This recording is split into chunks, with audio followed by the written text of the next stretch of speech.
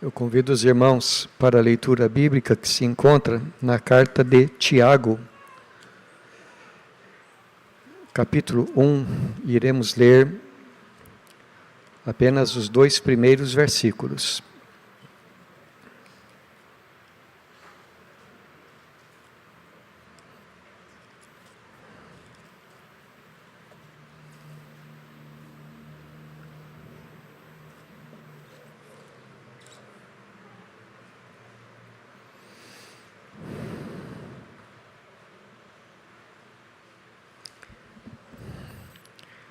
Tiago, capítulo 1, versículos 1 e 2,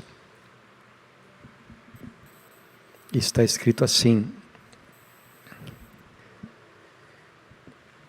Tiago, servo de Deus e do Senhor Jesus Cristo, às 12 tribos que se encontram na dispersão, saudações. Meus irmãos, tende por motivo de toda alegria o passardes por várias provações. Até aqui, irmãos. Uns 10 ou 15 anos depois da ressurreição de Jesus, a mensagem da salvação através do Evangelho já havia alcançado muitos lugares. E a maior parte dos primeiros cristãos era de judeus, tanto em Jerusalém como em toda a região da Judéia, da Samaria, na Galileia também. Mas ao mesmo tempo em que o número de judeus cristãos foi se multiplicando, eles também começaram a experimentar muitas perseguições, a ponto de que eles tiveram que fugir de Jerusalém e se instalar em muitos outros lugares do Império Romano, aliás, como já vinha acontecendo havia vários séculos, desde os tempos dos exílios lá do Antigo Testamento. E é por isso que aqui, começando a sua carta, Tiago, ele carinhosamente chama os crentes para quem ele está escrevendo, de as 12 tribos que se encontram na dispersão. Ou, se você tiver uma tradução diferente aí, você poderá ter lido a palavra diáspora, não é? Que era um termo técnico, digamos assim, para se referir aos crentes judeus que estavam espalhados pelo mundo. A carta de Tiago, ela é muito parecida com a literatura de sabedoria do Antigo Testamento. O jeito, a maneira de Tiago falar é bem parecido, por exemplo, com o livro de Provérbios, e é muito parecida também, não somente na sua maneira de falar, mas no seu conteúdo, às coisas que Jesus ensinou. Você, na medida em que nós estivermos estudando, verá que Tiago, ele cita várias vezes o Sermão do Monte, aquele sermão do Senhor Jesus, lá em Mateus, capítulo 5, 6 e 7. Bem, quando Tiago escreveu, ele demonstra aqui na sua carta que estava ciente do que acontecia com seus irmãos espalhados pelo mundo. Sabia que os irmãos estavam passando por muitas provações. Sabia também que os crentes estavam sofrendo muitas tentações e que muitas vezes estavam desanimados, tristes, muitos haviam se esfriado na sua fé, alguns até haviam se tornado mundanos em sua maneira de viver, havia até quem estivesse se afastando da igreja e dos caminhos do Senhor. Então, movido pelo Espírito de Cristo que nele estava, Tiago, em pequenos blocos de assunto, ele aborda vários aspectos da vida cristã que estavam sendo negligenciados pelos seus compatriotas.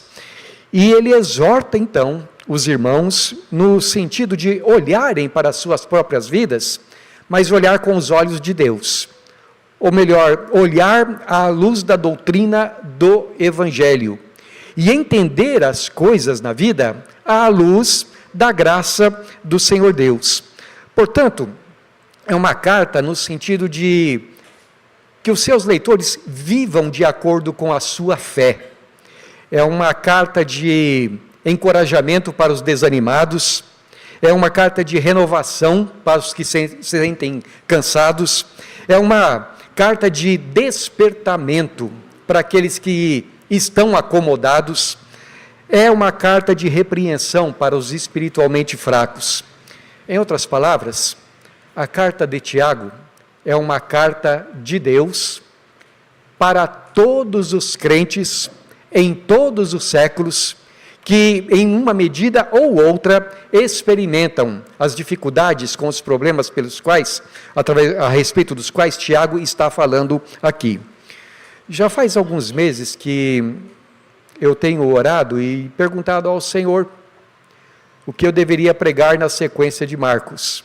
E já faz algum tempo, então, que eu tenho meditado nesta carta, especialmente nas últimas 2 semanas, e eu preciso dizer uma coisa para vocês. Na medida em que eu leio Tiago, eu tenho pensado, essa carta é para mim. Como eu preciso trazer à minha memória as coisas tão grandiosas que diz aqui a palavra de Deus. E a minha oração, meus irmãos, é que essa carta faça na vida de vocês pelo menos tão bem quanto tem feito para mim. Por isso nós vamos hoje começar a estudar Tiago. E eu gostaria de, na nossa meditação de hoje, começar com o mais básico. Quem foi Tiago? Qual era o caráter dele? Por que ele escreveu a sua carta? Quais as suas motivações? E para que nós entendamos, então, onde é que o Espírito de Deus quer chegar conosco, através da sua mensagem nesta palavra. Então, vamos começar do básico. Primeira coisa que a gente precisa dizer é que o nome Tiago era um nome muito comum nos dias em que Jesus estava aqui, nos dias do Novo Testamento, e até também antes no Antigo Testamento. O nome Tiago, o nome que nós temos na nossa Novo Testamento, ele é a forma grega do nome Jacó. E então nós sabemos a partir disso que muitas outras pessoas, além das que estão no Novo Testamento, tinham esse nome também. Mas, no Novo Testamento, nós lemos a respeito de vários personagens que haviam recebido esse nome. Por exemplo, a Bíblia fala, lá no texto de Marcos, a respeito de um dos que estavam no dia da ressurreição de Jesus, fala a respeito da mãe de um deles, né? A mãe de Tiago, o menor. Na realidade, assim, é engraçado, a palavra quer dizer pequeno. Então, eu tenho a impressão de que esse Tiago não deveria ser muito alto, e a gente imagina que ele seja um daqueles 12 discípulos de Jesus, não o Tiago, irmão de Zebedeu, mas Tiago, filho de Alfeu, que era um dos 12 também. Há um outro Tiago, mencionado na Escritura, que é pai de outro dos 12 apóstolos, de Judas, não o Judas Iscariotes, mas um outro Judas que havia no grupo dos 12 também. E havia, além desses dois aqui, Tiago, filho de Zebedeu, que era irmão de João. Bem, o irmão de João, que é, digamos assim, mais conhecido no grupo apostólico, ele foi o primeiro o primeiro apóstolo, melhor dizendo, que morreu por causa do Evangelho.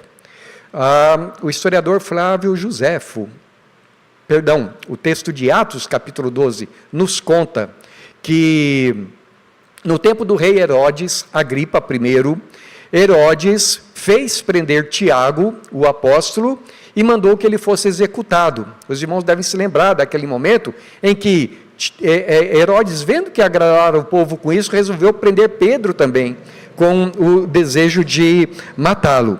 Bem, então, esse Tiago, apóstolo de Jesus, nós entendemos que não foi o autor desta carta, porque ele morreu muito cedo.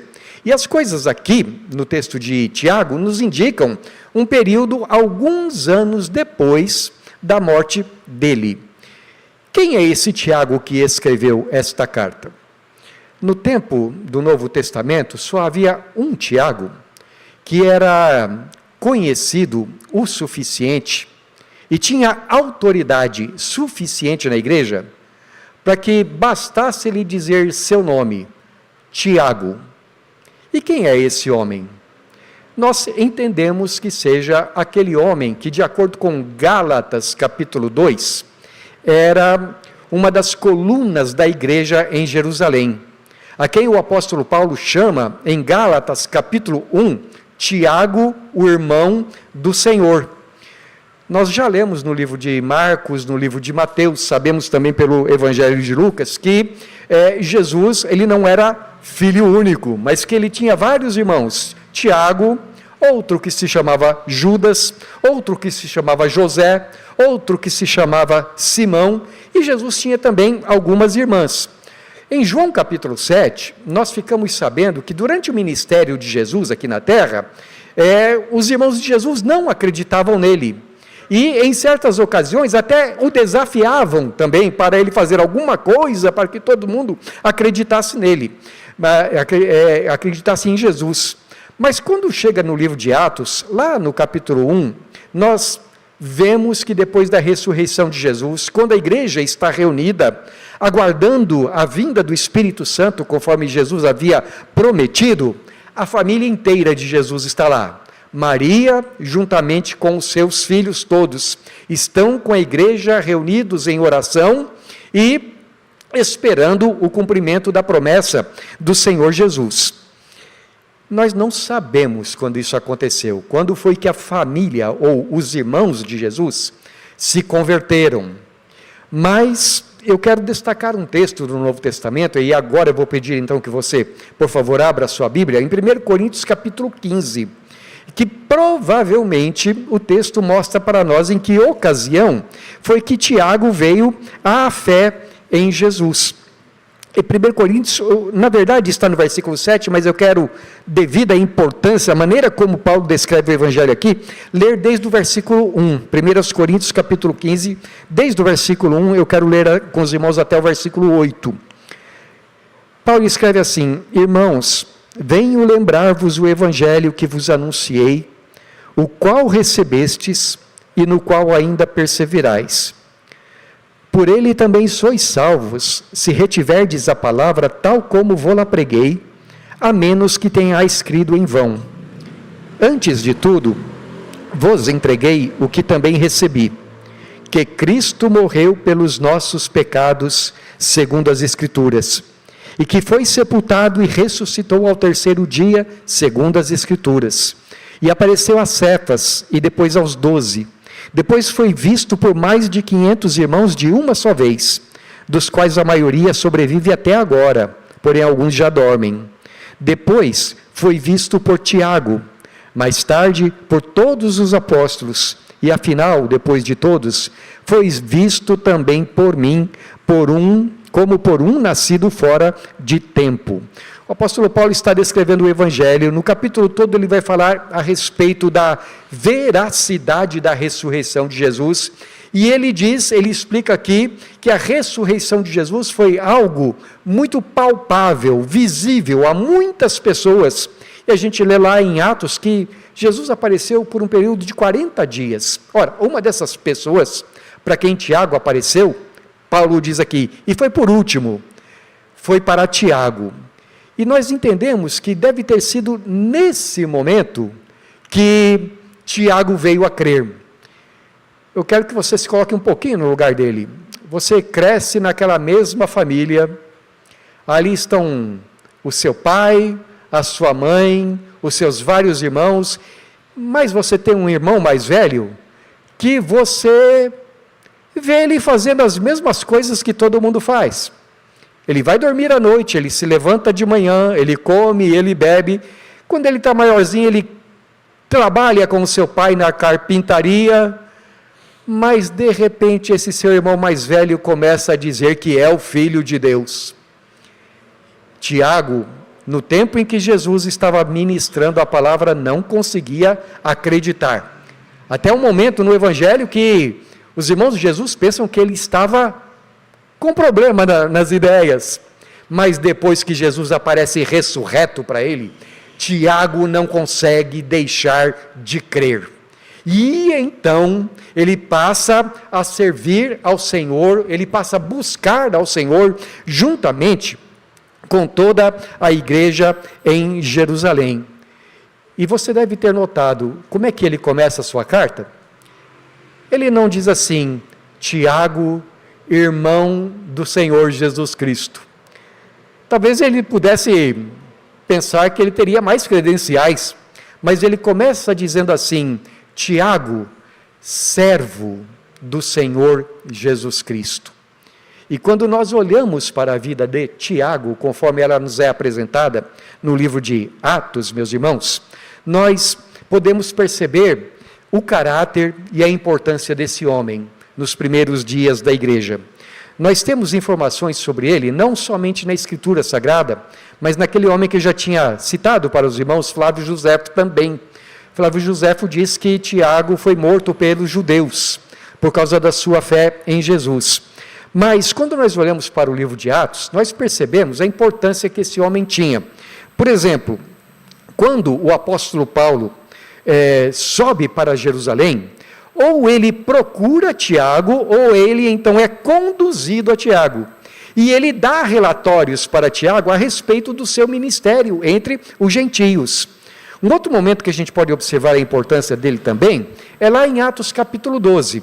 Então, voltando àquela história, quando Pedro estava ali preso, a igreja, quando Herodes havia feito prender Pedro, a igreja se reuniu na casa de Maria, mãe de Marcos, e a igreja estava orando incessantemente em favor de Pedro. E acontece que Deus atendeu a oração da igreja. Você se lembra que Deus enviou um anjo para tirar Pedro da prisão, e saindo da prisão, então, o que Pedro faz? Ele vai para a casa de Maria, onde ele sabe que estão todos reunidos, orando por ele, e depois dele contar a maravilha que havia acontecido, Pedro diz assim: vão e anunciem a Tiago e aos outros irmãos o que aconteceu. Isto é, Tiago era uma pessoa tida em grande consideração naqueles dias, naqueles primeiros dias da igreja. Mas eu quero destacar dois momentos em Atos dos Apóstolos que nos mostram o caráter deste homem, a maneira como ele entendia as Escrituras. O primeiro momento está em Atos capítulo 15. Eu peço que você, por favor, também abra a sua Bíblia ali. Nós vamos ler os versículos 1 e 2 de Atos capítulo 15. Aqui na versão bíblica que eu tenho, o título, na versão atualizada deste capítulo é A Controvérsia sobre a Circuncisão dos Gentios. Então vamos ler os dois primeiros versículos. Alguns indivíduos que desceram da Judeia, ensinavam aos irmãos: se não vos circuncidardes, segundo o costume de Moisés, não podereis ser salvos. Tendo havido da parte de Paulo e Barnabé contenda não pequena discussão com eles, resolveram que esses dois e alguns outros dentre eles subissem a Jerusalém, aos apóstolos e presbíteros, com respeito a esta questão. Então você percebeu aqui, não é? O texto é bem claro. O que acontece? Paulo estava nas suas viagens missionárias e então os gentios começaram a ser convertidos a Jesus. Mas o apóstolo Paulo não impunha sobre os gentios os mesmos deveres que tinham os judeus. Isto é, os gentios não precisavam circuncidar.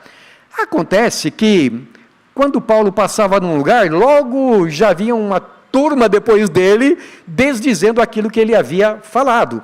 E aconteceu então que nas igrejas gentias surgiu um problema muito grande. Afinal, os gentios devem guardar as leis judaicas ou não? Paulo e Barnabé diziam que não. Nós vamos chamá-los judaizantes. Os judaizantes diziam que sim. E começou um conflito muito grande dentro da igreja. Então eles tiveram uma ideia: vamos fazer assim? Vamos a Jerusalém, vamos consultar os apóstolos de Jesus e ver o que eles dizem que nós devemos fazer. Foram Paulo e Barnabé, E foram outros também cristãos, dentre os gentios, até Jerusalém. E aí, a partir do versículo 6, a Bíblia diz que os apóstolos e presbíteros se reuniram junto com Paulo e Barnabé. Paulo e Barnabé relataram o trabalho deles, a doutrina que eles pregavam, e depois Pedro tomou a palavra e explicou que Deus estava alcançando gentios, que os gentios não deveriam ser incomodados. Talvez seja o ventilador. Alguém poderia, por favor, desligar para mim? Ô, irmão Genésio, muito obrigado.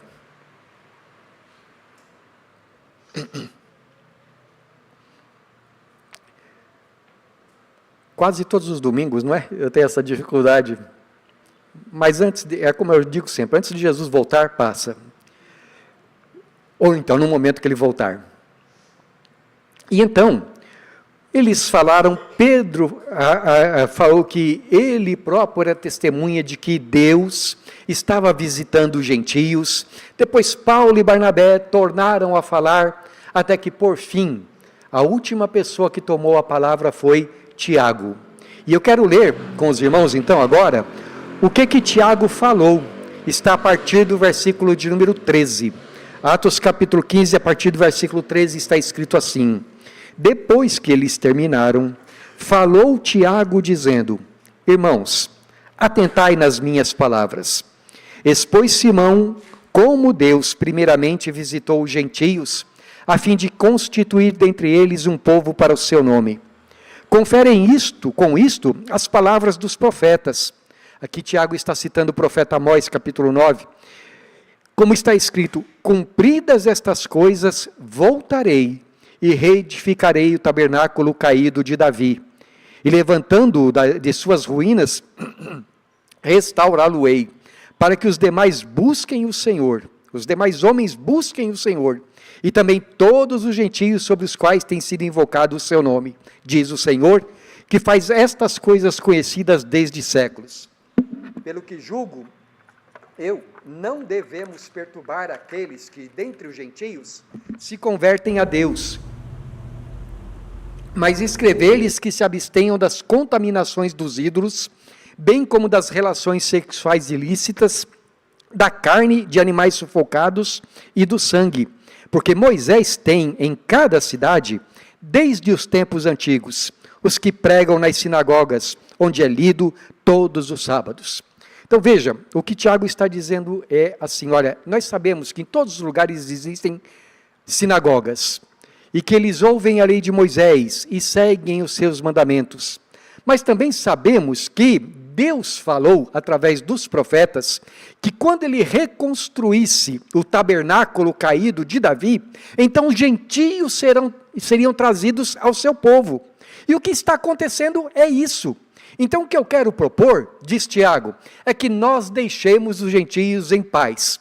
Aqueles que guardam a lei, guardem a lei. Não tem problema, mas aqueles que são convertidos, não vamos ficar colocando cargas sobre eles, a não ser aquilo que é essencial, uma vida sexualmente pura, não se misturar com as adorações a ídolos, com as idolatrias, e também não comer carne de animais sufocados.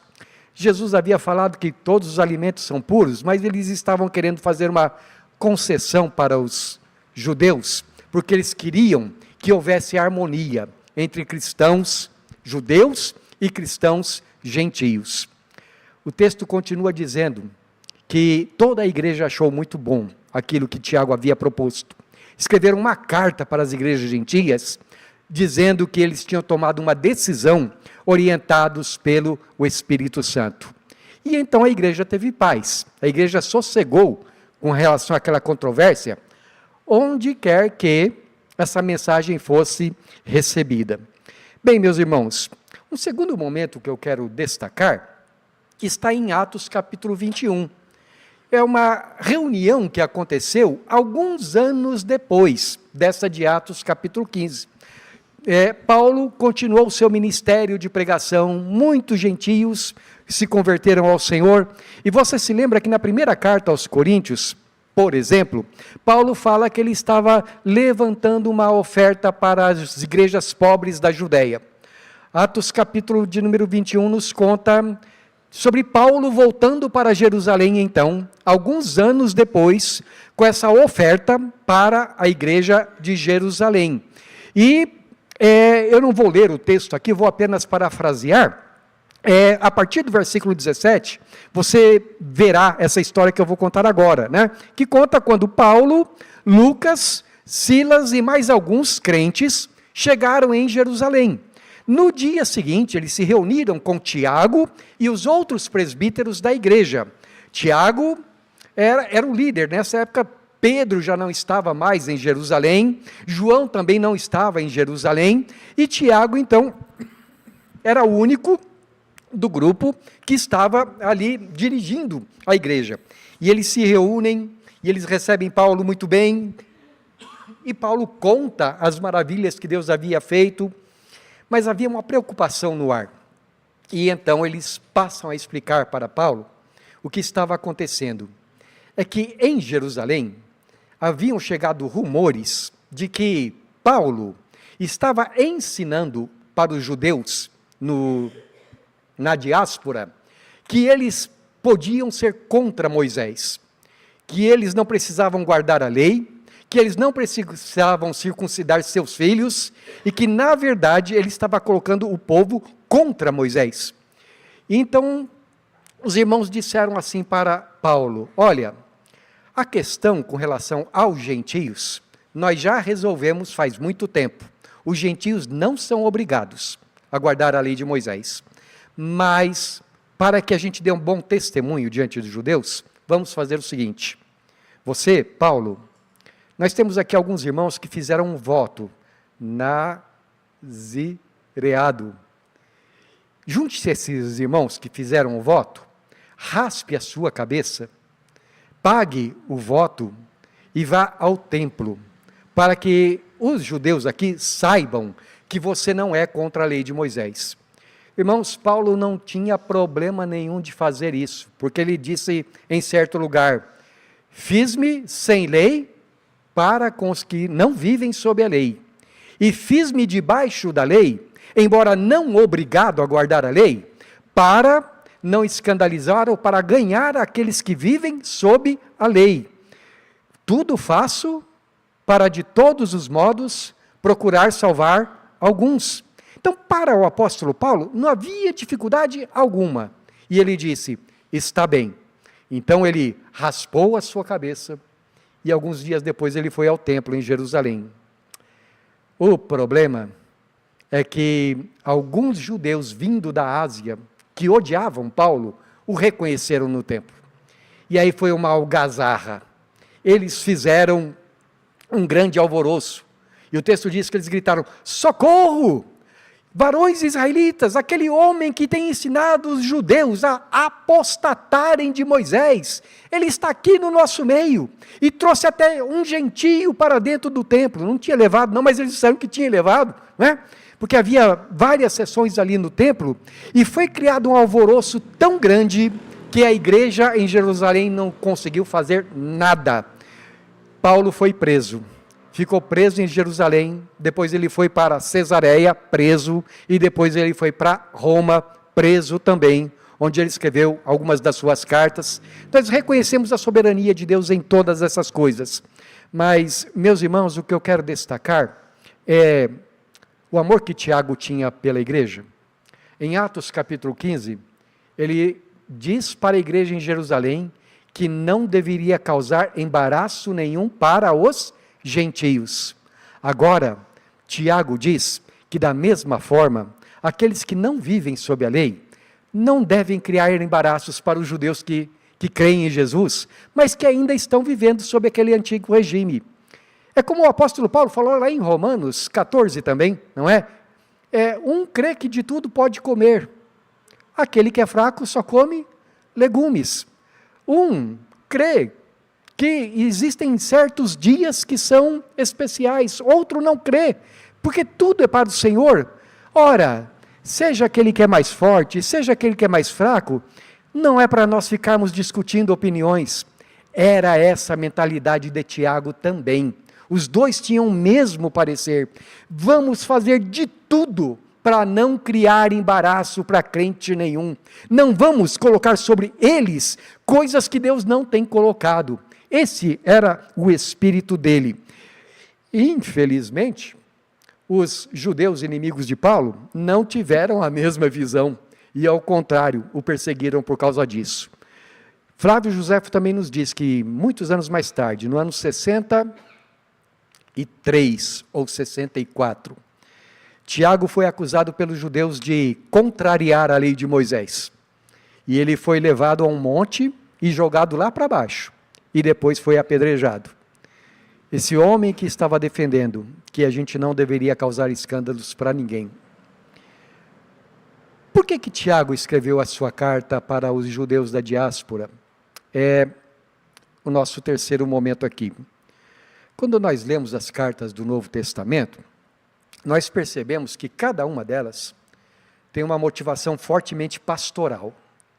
Isto é, os homens que escrevem as cartas, eles estão preocupados com a doutrina da igreja e com a vida prática também da igreja.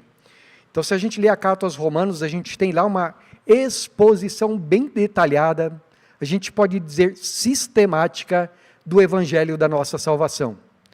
A queda do homem, o pecado do homem, o juízo de Deus, a necessidade da salvação, a promessa de Deus, a vinda de Cristo e a salvação pela fé em Jesus, a santificação, a glorificação futura, tudo está ali na carta aos Romanos, muito bem explicadinho. Se nós lemos a carta aos Efésios, o apóstolo Paulo ali nos ensina a respeito da igreja, a esposa de Cristo, que ele comprou com o seu sangue, que ele predestinou, que elegeu antes da criação do mundo, e ensina a maneira como a esposa de Cristo deve viver neste mundo. Se nós lemos a carta aos Colossenses, nós vemos que ali Cristo é o cabeça da igreja, é o Senhor dos céus e da terra. Isto é, cada carta, ela tem uma razão, tem alguns ensinamentos que são importantes. A carta aos Gálatas é uma carta contra os judaizantes, né? É a escritura da liberdade do crente. Mas quando a gente lê Tiago, nós vemos que os leitores de Tiago estavam apresentando um problema diferente. É que eles não estavam sabendo como se desvincular, ou melhor, eles estavam vivendo desvinculados na sua vida diária em relação à sua fé em Jesus Cristo. Isto é, eles diziam crer em Jesus Cristo, mas isso não estava ajudando eles no seu dia a dia. Então, por exemplo, alguns estavam passando por grandes provações, mas não sabiam lidar com as provações. Outros estavam sendo tentados, mas não sabiam lidar com as suas tentações.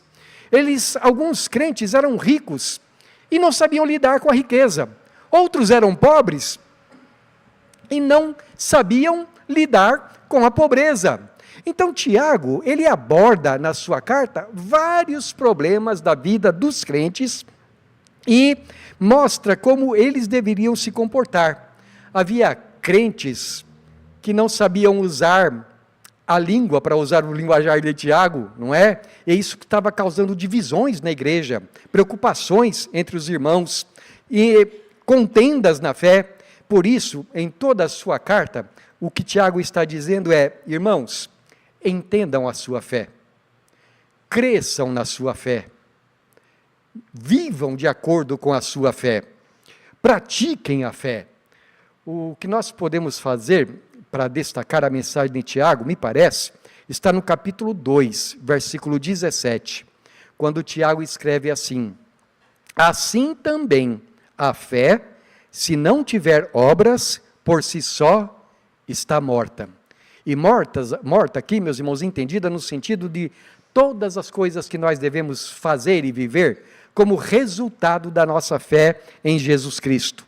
Então, Tiago, de um modo paciente e firme, ele nos ensina como lidar com os sofrimentos. Ele nos ensina como buscar sabedoria, como orar, como receber a palavra de Deus, que atitudes nós devemos ter uns com os outros, que virtudes nós devemos cultivar até que Jesus volte para buscar a sua igreja. Concluindo, eu gostaria de perguntar para você se a carta de Tiago ela é importante para você. Você passa por situações de sofrimento, de provações da sua fé? Então Tiago foi escrito para te ajudar. Você passa por momentos em que você se sente, ou melhor, em que você é oprimido pelos mais fortes? Tiago foi escrito para nos ajudar nessas situações. Você tem problema com tentações?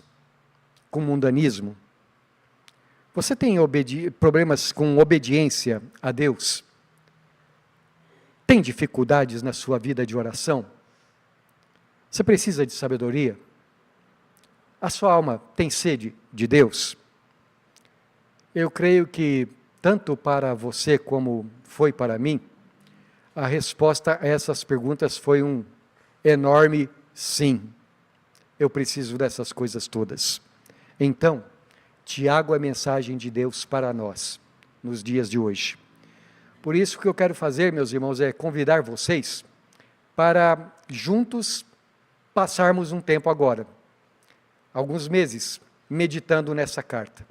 Tudo aquilo que o Espírito Santo nos fala por intermédio dela, sobre como colocar a nossa fé em prática no dia a dia. Essa breve carta é uma fonte de bênção para nós, é uma fonte de vida para nós. É aquilo que eu digo sempre a respeito de cada livro das Escrituras Sagradas. É um presente de Deus para nós. Olhe para esse livro com carinho. Leia esse livro. Medite. Medite com fé, com oração, pedindo ao Senhor, Senhor, me ajuda a colocar em prática aquilo que o Senhor diz aqui na minha vida. Porque o propósito da lei do Senhor é restaurar a nossa alma, é nos refrigerar, é nos renovar. Que assim seja então, nesse período. Amém.